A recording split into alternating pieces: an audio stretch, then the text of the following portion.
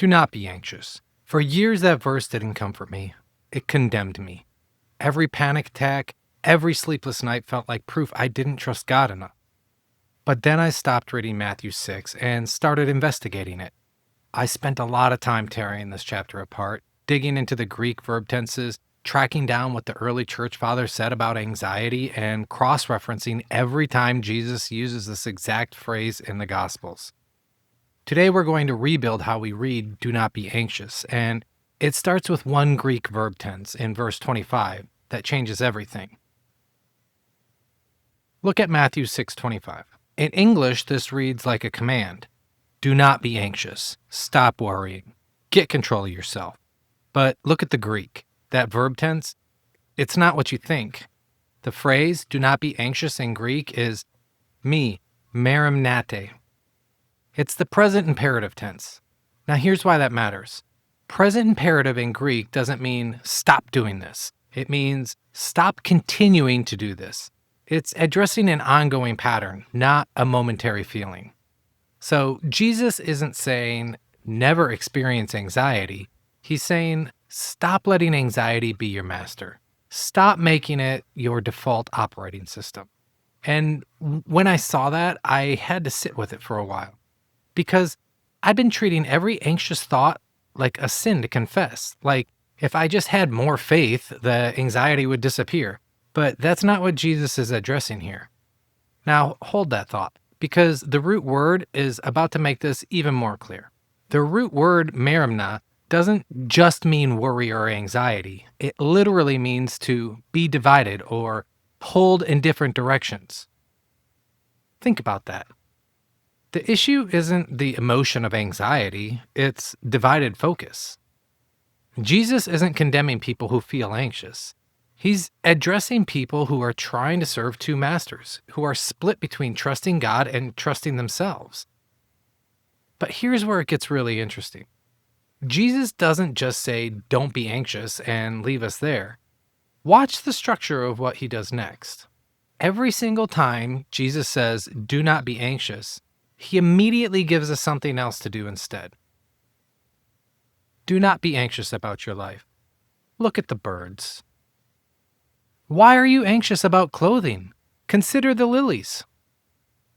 Do not be anxious. Your heavenly Father knows what you need. This is where it started to click for me. Jesus isn't just giving us a command. He's given us a redirect. If anxiety is divided focus, then the cure isn't willpower. It's reorientation. It's looking away from our circumstances and looking toward the Father who provides. And here's what's beautiful about this. Jesus knows we need food. He knows we need clothes. He explicitly says in verse 32, your heavenly Father knows that you need them all. The issue isn't having needs. The issue is making those needs our functional God. But we have to keep digging because there's a reason Jesus spends 9 verses on this. Look at verse 24, the verse right before Jesus talks about anxiety. See the connection? Jesus just told us we can't serve two masters, and then he immediately talks about anxiety. Here's what I realized. Anxiety is what happens when we try to serve two masters, when we try to trust God and control everything ourselves, when we want his provision and our backup plans, when we claim he's sovereign and act like everything depends on us. This is super convicting for me, because I'd been treating anxiety like a random emotion I needed to suppress. But Jesus is saying anxiety is a symptom. It's the fruit of trying to be my own provider, my own security, my own God. The divided focus isn't just about scattered thoughts. It's about divided allegiance. And when I saw verse 33, everything came together. Here it is, verse 33. Seek first the kingdom of God. Not seek only, not seek perfectly, seek first. This changes it for me. Jesus knows we need food. He knows we need shelter. He knows we have legitimate needs that require attention. The issue isn't having needs. The issue is what we make primary. Do we seek God's kingdom first and trust Him to provide, or do we seek provision first and fit God in around the edges? I had to repent of how I'd been living, because I'd been treating do not be anxious like Jesus was commanding me to suppress my feelings, to paste on a smile, to pretend everything was fine. But that's not what He's saying. He's inviting me to a different way of living, one where I bring my needs to a Father who already knows, where I let anxiety be a signal. Not that my faith is weak, but that I'm trying to carry something I was never meant to carry alone. So we've seen that the Greek reveals Jesus is addressing ongoing anxiety patterns, not isolated feelings.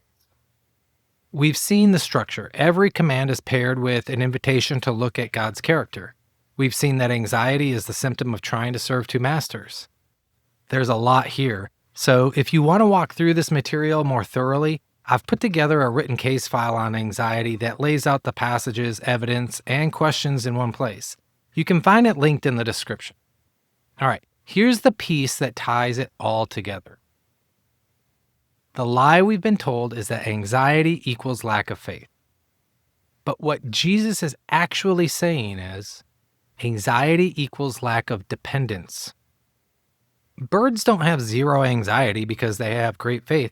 They have zero anxiety because they're completely dependent. They can't sow, they can't reap, they can't stockpile. All they can do is receive what the Father provides.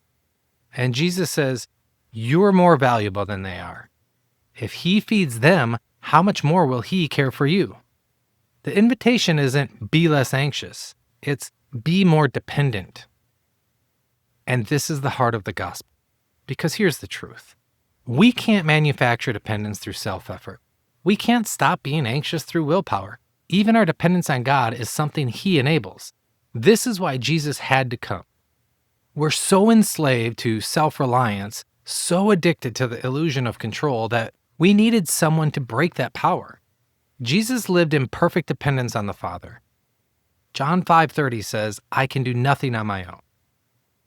He faced the ultimate anxiety, the cross, the weight of our sin, separation from the Father, so we could be invited into a relationship with a God who knows what we need before we ask. The command, do not be anxious, only becomes good news when it comes from the one who carried our anxiety to the cross. So now when anxiety hits, and it still does, I don't treat it like a sin to confess. I bring it to God as an invitation. I literally pray something like this. Father, I'm anxious about this. I can't control it. I don't know how it will work out, but you know what I need. Help me seek your kingdom first. Help me practice dependence instead of self-reliance. Sometimes the anxiety lifts. Sometimes it doesn't. But either way, I'm not trying to serve two masters anymore.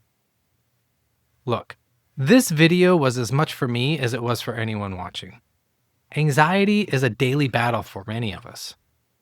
What helps you deal with anxiety? How do you practice dependence when it hits? Drop a comment. I read every one, and I genuinely learn from you guys too. Next week, we're going to build a battle plan for when anxiety hits. I'll show you how to custom build a strategy that is tailored to your own situation. Thanks for watching, and I'll see you in the next one.